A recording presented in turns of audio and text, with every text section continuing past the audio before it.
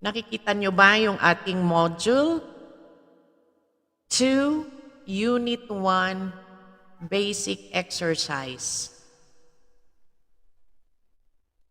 Okay. Thank you pag nakikita natin.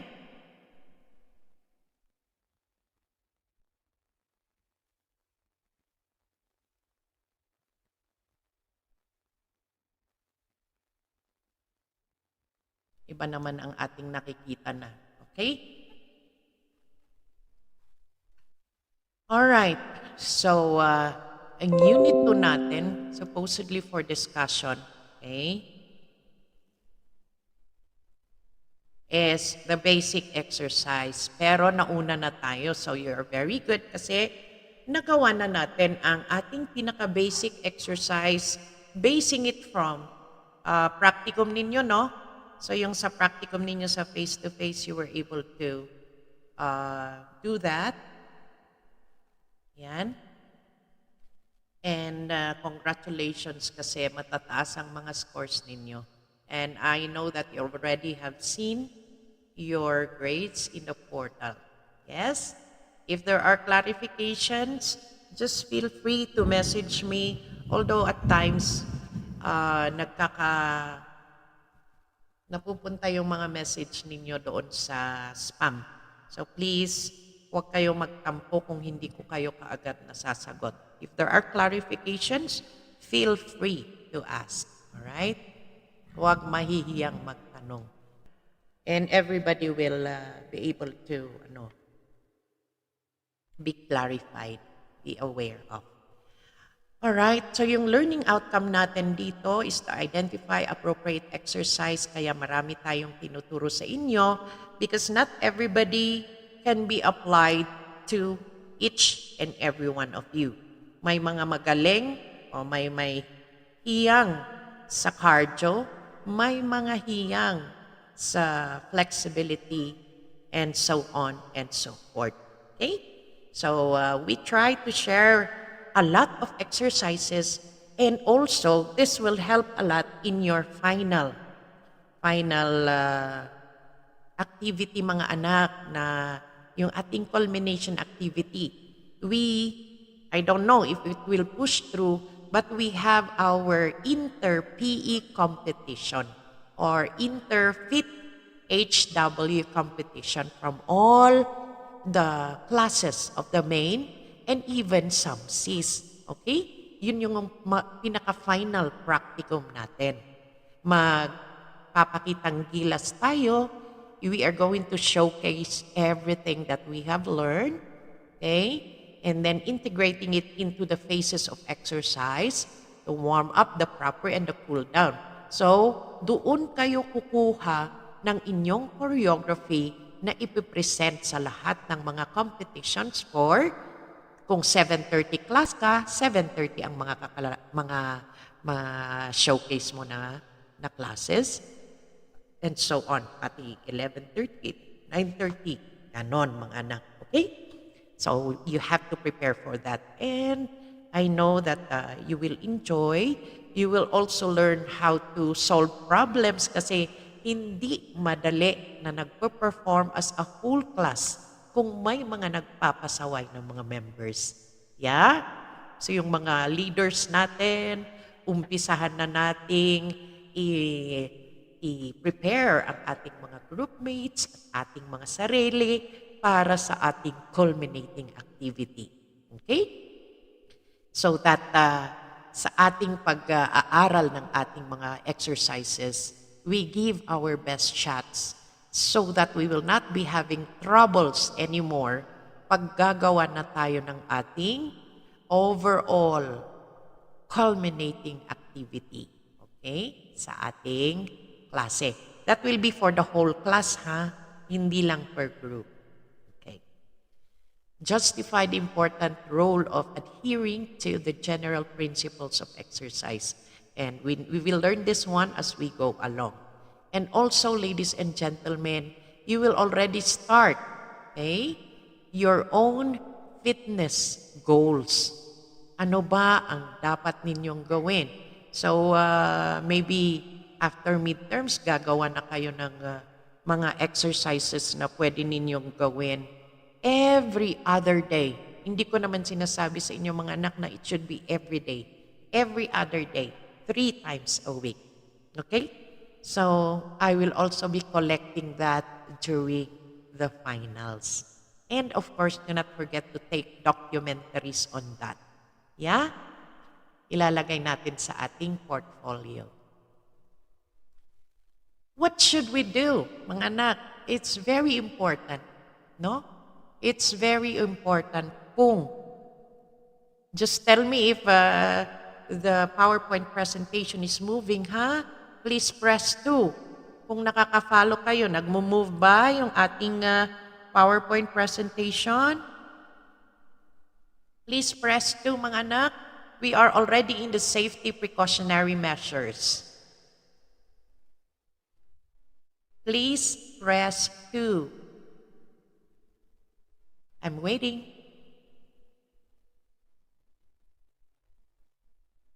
Ayan, salamat naman at may nakita akong 2. Ayan. Very good, very good. Okay. Siya nga pala, just a reminder, maliit lang na bagay sa inyo ang pag-tap ng thumbs up or to like our live stream. Pero sa akin, napakalaking bagay na yan. Okay? So win-win situation tayo mga anak. I will give information to you and, all we have to do is to like or give a thumbs up. Salamat ulit. So safety precautionary measures that we have to take note of. Lalong-lalo na may mga estudyante, there are students na talaga namang may mga conditions. Okay? Kaya nga, I ask for you to show me your medical certificate or your parents' consent.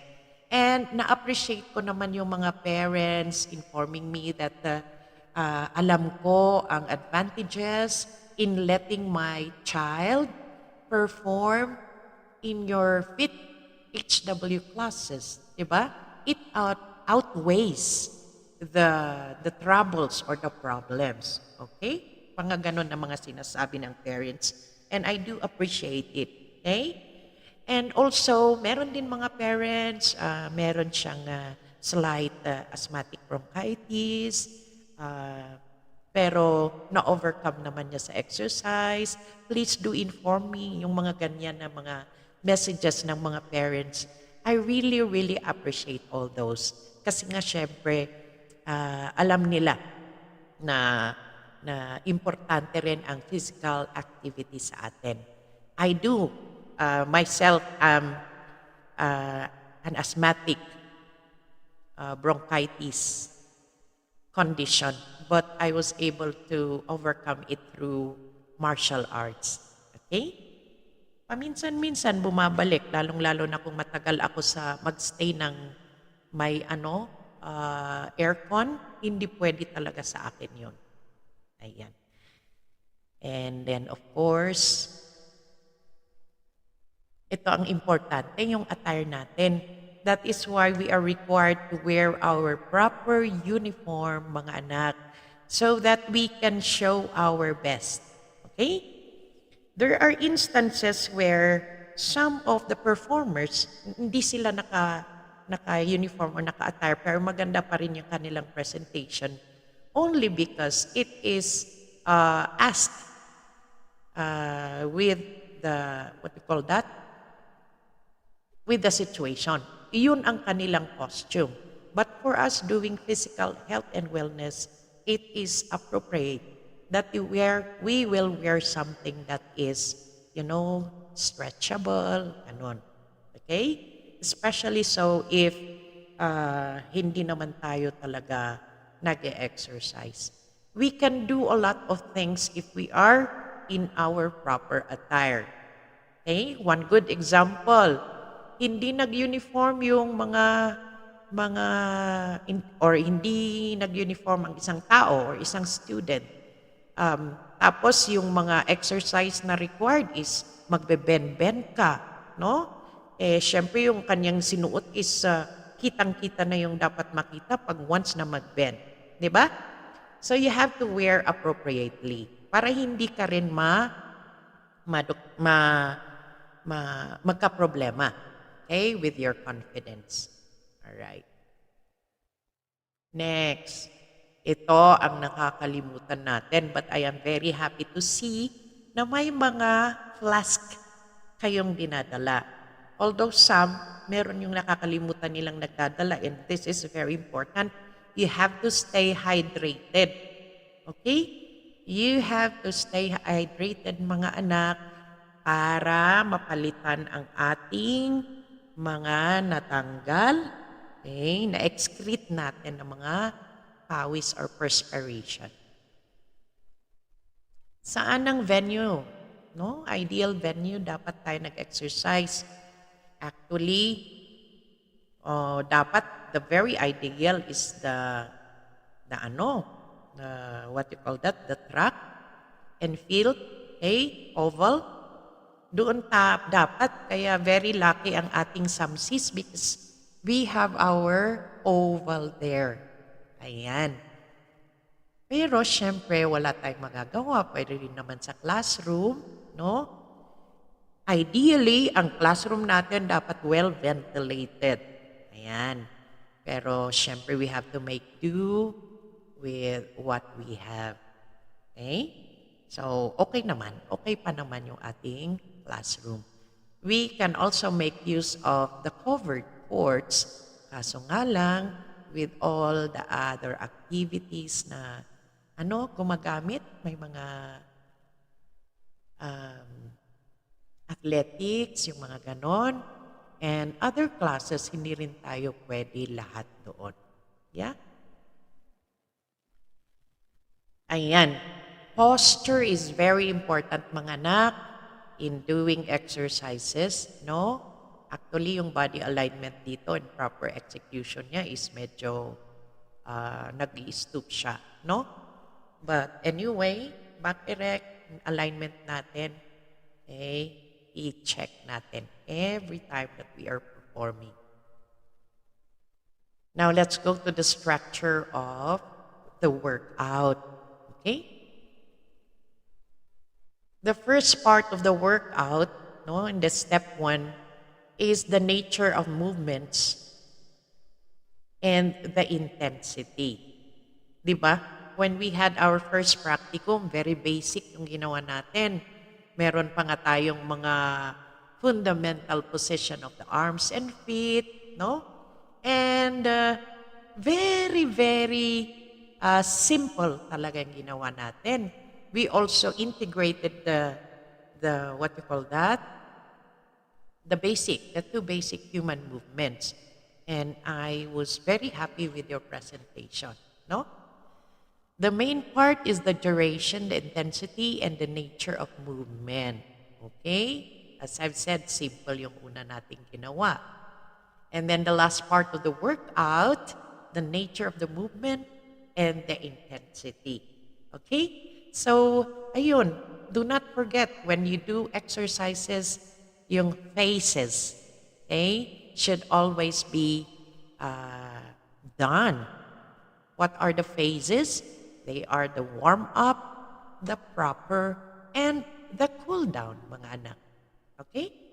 Ayan. So, yung practicum natin for the video presentation, a little complicated na kasi meron na tayong mga dumbbells. Siyempre, i-alternate natin yung mga bottles na lagyan natin ng sand. Okay?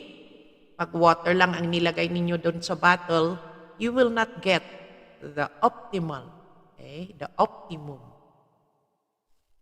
Okay, let's go to the kinds of exercises. Ito na, nadidinig nyo sa akin yung static. Okay? Now we have the aerobic and the anaerobic exercises. Right? We also have, ayan, I will just leave it to you to read this when you want to review, okay?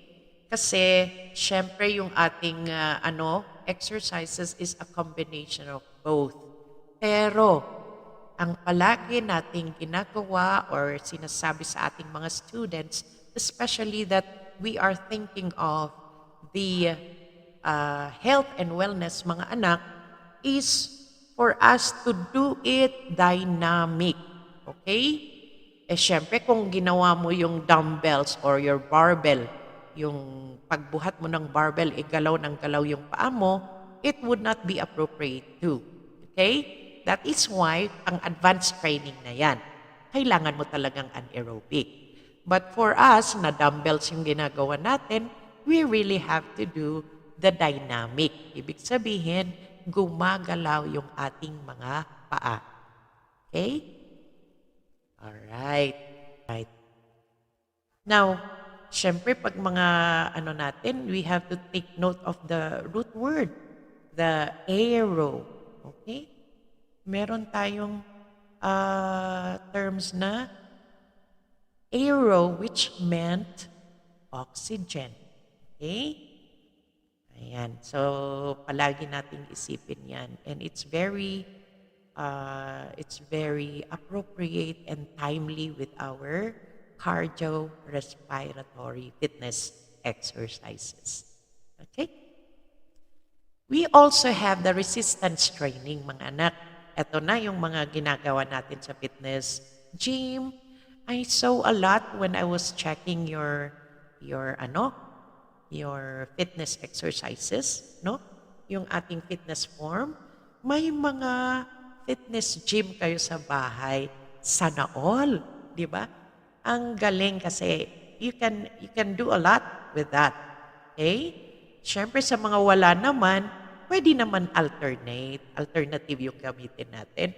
Pwede kayong magsemento ng sa 2 cans and gawin nating barbells or yung sa maliliit, gawin natin dumbbells. Hindi naman kailangan bumili tayo.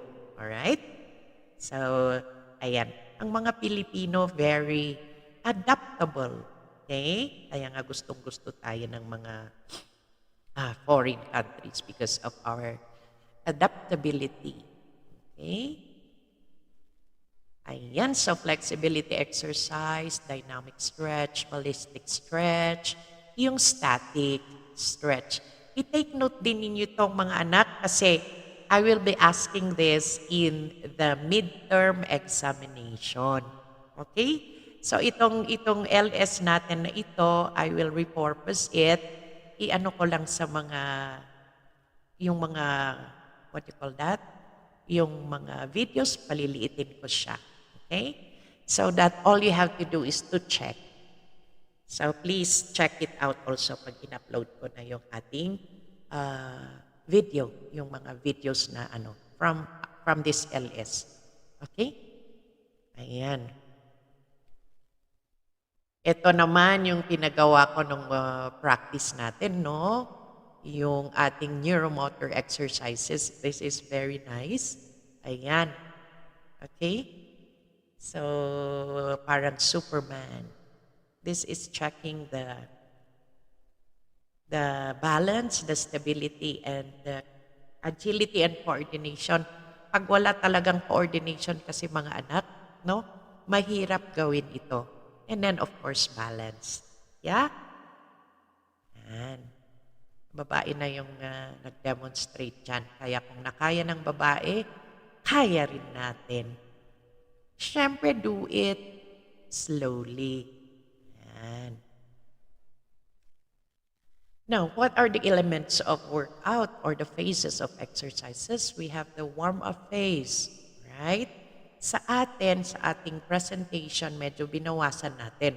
But if you really would want to get the optimal exercise na talaga, you follow this. Kaya in your formulation of your exercises or your fitness goals na isasubmit ninyo sa finals in your portfolio, mga anak, I do hope you are following here, no? You follow the 15-minute, okay? 5 to 15-minute warm-up. Ayan. But in our presentation, syempre, kulang na yung time pag gamitin natin ng mga ganyan, yung eksaktong 5 to 15 minutes. Okay? even in our culminating activity where we will be, it's not actually competing, no? We showcase our best with the other classes. Meron din time limit. We will not follow the 5 to 15 minutes. Maybe 10 minutes will do for the whole, no? Ganon ang gagawin natin. Okay? Uh, So that is for the warm-up. It generally involves light calisthenics or low-intensity form of exercise and often includes stretching and exercises. Okay? Ito, bakit kailangan natin mag-exercise? We already know this, but we need to be reminded kasi sometimes we tend to forget. We go ahead right away with the complicated exercise, 'di ba? And I always tell you, if you are not an athlete at nag-uumpisa ka pa lang, huwag kang mag-stretching kaagad sa warm-up. That is a no-no. Unless maybe for the athletes or the expert. Pero I think even the athlete would agree na mag-ano muna sila, erase muna nila yung temperature ng kanilang katawan by jogging. Alright? Kaya iwasan natin yung nag-i-stretch tayo kaagad. It stimulates the activity of the CNS. What's this? Cardio-neuro system. Okay? And even the cardiovascular. Yan. It reduces injury during intense physical activity. Yung minsan nga, we go ahead with the activity, with the complicated ones, without preparing our body. Doon tayo nagkakaproblema. And it also also reduce the strain on the heart imposed by rapidly engaging in the heavy exercise and may reduce the risk of muscle tensions and injuries. Siyempre, sasabihin ninyo, alam ko na yan, ma'am. We are doing that. But it pays to be reminded. Okay? Kasi kung minsan masyado tayong excited, nakakalimutan natin ang mag-warm up. Okay?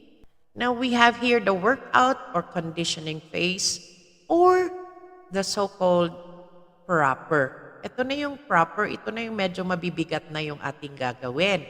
Okay? Ito na yung talagang, kumbaga, the heavier stuff, lahat ng mga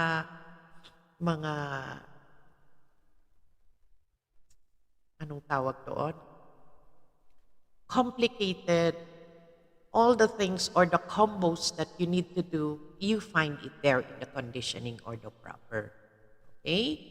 So, I think it is self-explanatory. Now, the cool-down phase, mga anak, the same. Siguro dito sa workout condition, hindi in-indicate kung ilan yan. It can go as long as mga hours siguro. Okay?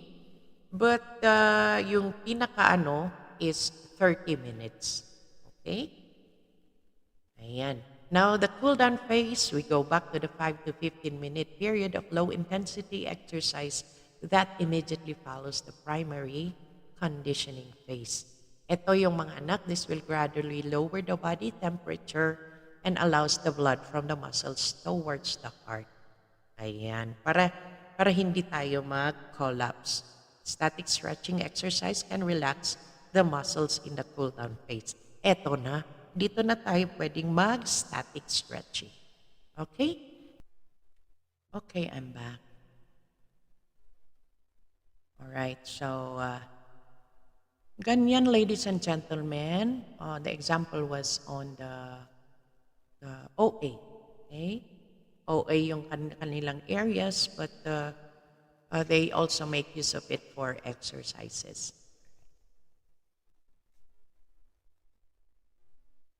Ayan.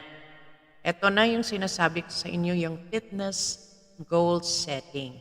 Alright? So, on muscular training or the resistance training, mga anak, we should have our goal. Ano ba yung gusto nating palakihin? Ano ba yung gusto nating i-firm? Okay? Or, ano yung ating gustong gawin? Are we just going to increase or develop our cardiorespiratory fitness?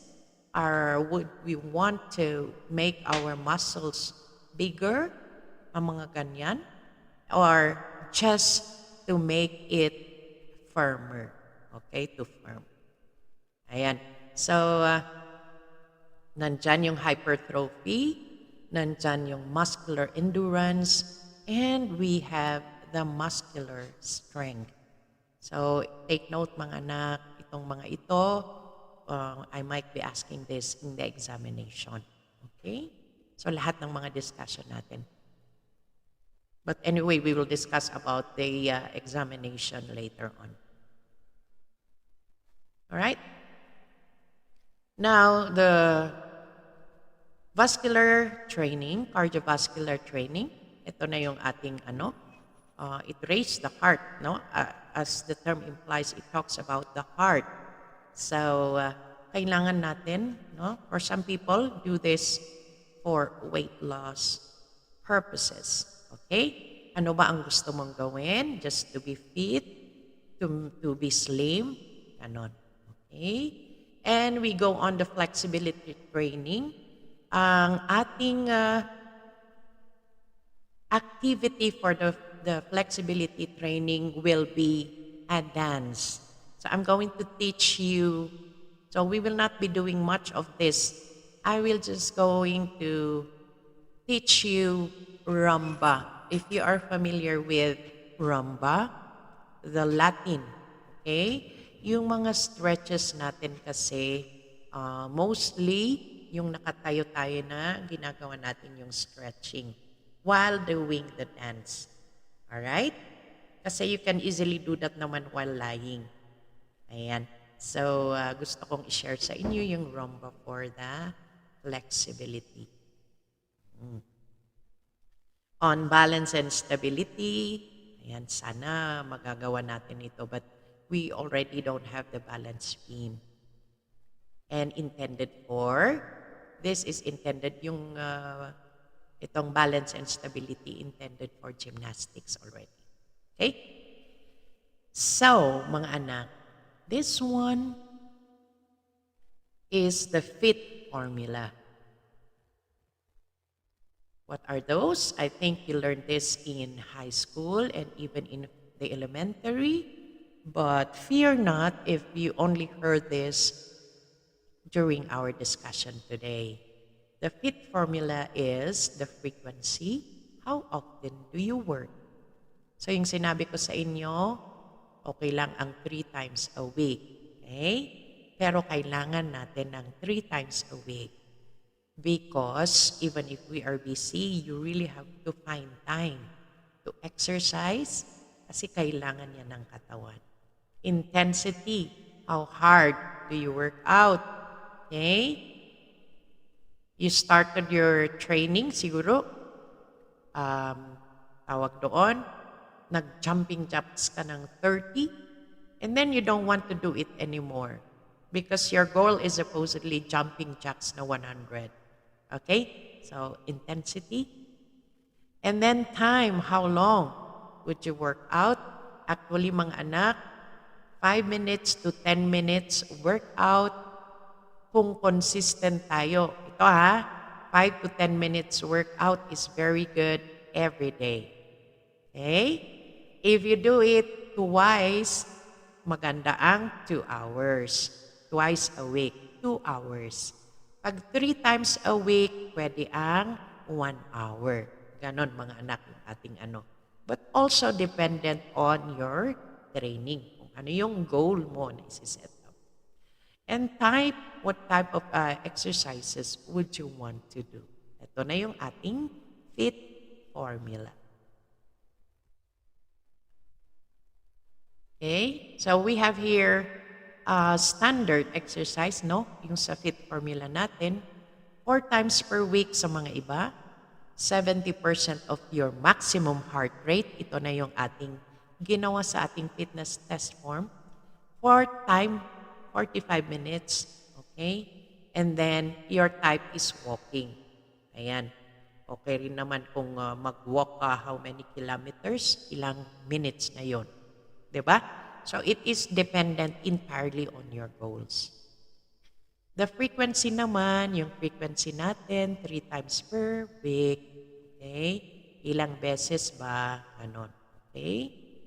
Intensity, 70% of your maximum. Depending. Okay? You can raise it, you can lower it. And type, 8 to 12 reps. And then dumbbells. That is already a very good example for the FIT formula. Now, for you to assess if you have understood the discussion, these are some questions for you to answer. What is your fitness goal? Anyone in the audience, what is your fitness goal? Feel free. Maglagay kayo dyan. What is your fitness goal? Gusto mo bang pumayat? Gusto mo bang maging firm lang? Gusto mo bang magpataba? Well, anyway, siguro sa isip-isip lang ninyo. That is the questions that you are going to answer in your goals. How do you attain it? No? What are the basic things to bear in mind to maximize the potential benefits that you will get from exercise? Ito na yung sinasabi ko sa inyo. What are the maximum potential? So that even if we are done with our FIT HW, tinutuloy-tuloy pa rin ninyo. And because you have the FIT principle, pwede ninyong i-adjust accordingly. Halimbawa, gusto mong magpapayat, gumawa ka ng exercise mo, warm up proper and cool down. You had been doing that for some time already, pero parang walang effect. Mas lalo ka pang kumakain pagkatapos ng exercise. So, you have to adjust. Diba? And kailangan ng discipline. What are the things that you should lessen? What are the things that you should add up to what you are doing? All those things. No? So, ito yung mga ano natin. I should be requiring you this as an in evaluate, but syempre, ito yung ipapas natin sa ating portfolio. This shall be individually done. Okay? Kailangan individually done yan. Take note ninyo ang mga ito kasi I don't need to be reminding you of this. I-take note ninyo kasi this is part of the, leaders pala. You have to remind your members about this to be included in your portfolio in the finals. Salamat, leaders. Could you please press 3 if you are following? Leaders,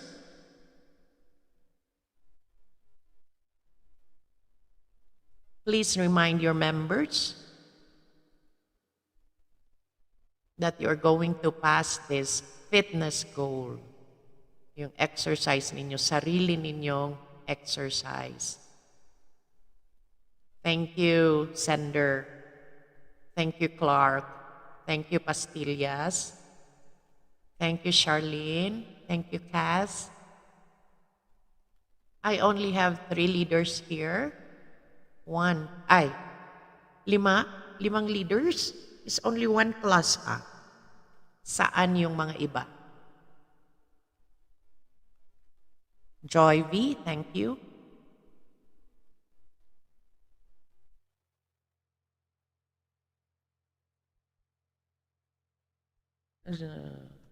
Cabral. Ayan. I think yung mga iba, umalis na sila, nag-attendance lang sila. Right? Tampo na ako. Farah May, thank you. Ayan. Okay.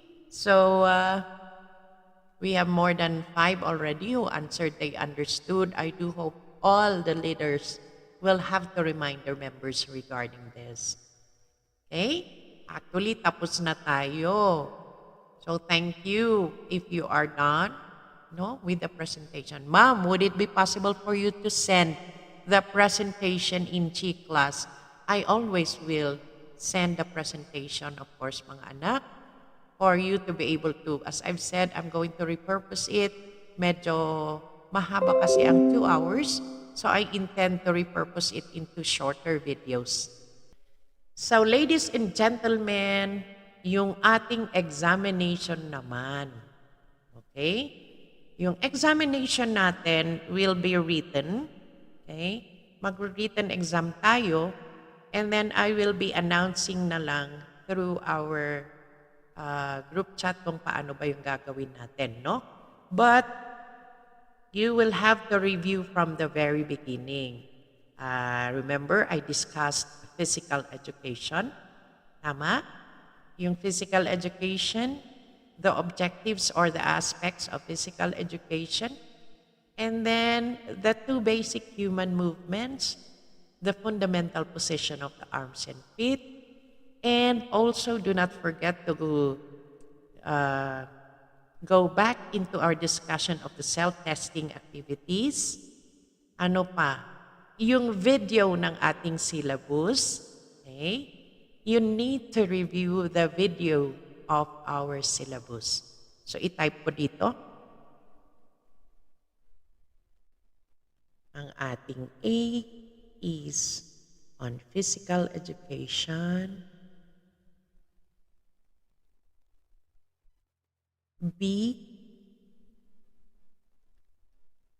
on the fundamental position, the basic human movements.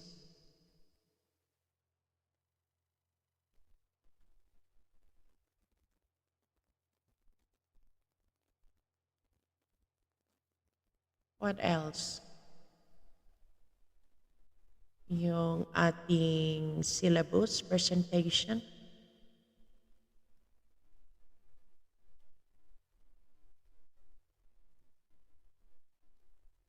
Discussion today.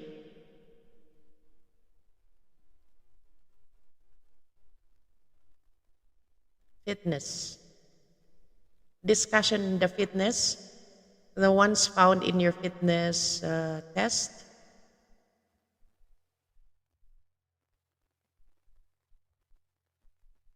Ayan. Okay, so I will be formulating a 60 item for the examination. So, i-take note ninyo ang mga yon. I will be giving multiple choice. Okay? Yung mode natin is multiple choice. It's either, tingnan natin, so I will be announcing in our Google Classroom kung ang gagawin natin is face-to-face na exam or online examination.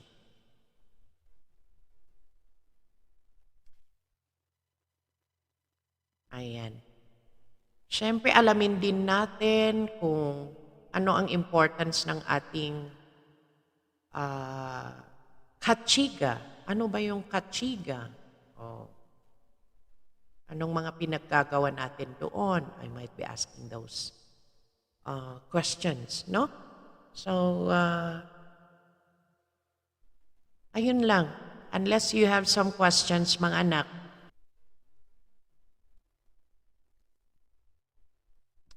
Ayan.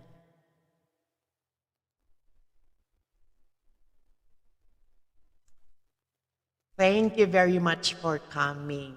Alright? So, ganito ang ginagawa natin pag medyo tampo-tampo ako doon sa comment nung isa sa kahapon, pero never mind. Okay? You know that I love you very much, my children, my students. Sabi nila, hindi daw dapat tinatawag na mga anak ang mga estudyante, but it always depends on, depende sa mga, sa akin is, I really love to call you my children, mga anak. Okay? The rest daw ay hindi ko kayo biological children, but what's the point? I am teaching here. We are the loco parentis. We are the second parent at school. Diba? So, mga anak ko kayo. Yan. So, mga iba na iba yung kanilang interpretation, wag na nating isipin ang mga yon. Basta, you are my children. Mga anak ko kayo. Diba? So if you have no more questions, mga anak, you may go. Bye-bye. God bless. Oh.